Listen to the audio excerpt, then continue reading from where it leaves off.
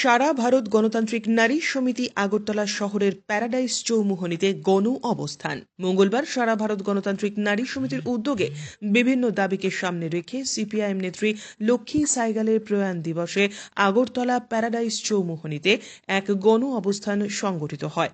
উপস্থিত ছিলেন সারা ভারত গণতান্ত্রিক নারী সমিতির রাজ্য সম্পাদিকা রমা দাস। স্বাস্থ্য পরিষেবা যে বেসরকারি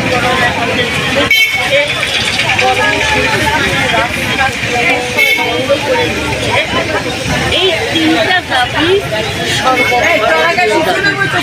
সেই সঙ্গে আমরা রাজ্যের বর্তমান পরিস্থিতিতে আমরা যুক্ত করে নিয়েছি কাজ, খাদ্যের দাবিটা এবং গণতন্ত্র, মানুষের গণতান্ত্রিক অধিকার যেভাবে পদদলিত হচ্ছে তার বিরুদ্ধে আমরা এখানে স্লোগান তুলেছি।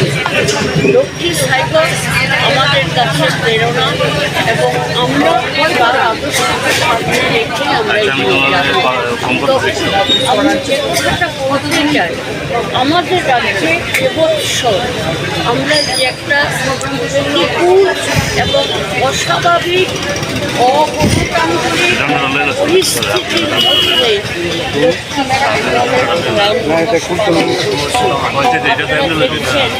রাজ্যে আসন্ন স্তর পঞ্চায়েত নির্বাচনকে কেন্দ্র করে সারা রাজ্যেই এই রাজ্যের বিজেপি নামধারী দুর্বৃত্ত বাহিনী একটা রাজনৈতিক সংঘর্ষের আহ্বান করেছে।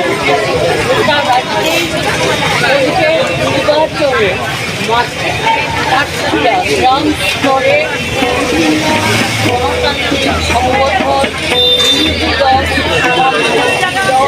এবং যারা আছেন কংগ্রেস সহ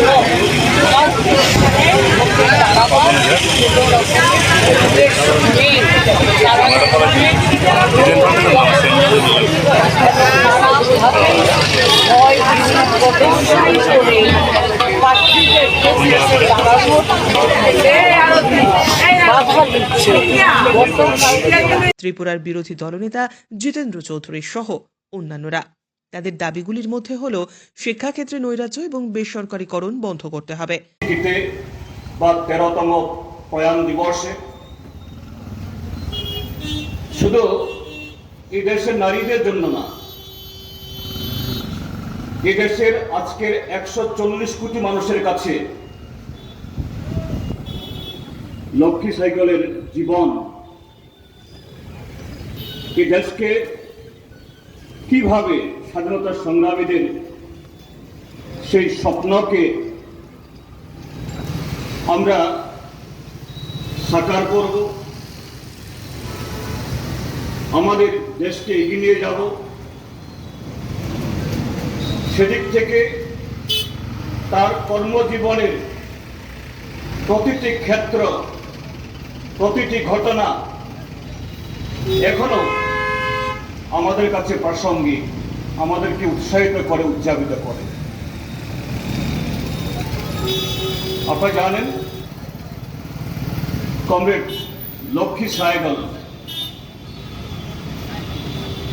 ক্যাপ্টেন সাইগলের সাথে, এই প্রেম সাইগলের সাথে বিয়ে হওয়ার আগে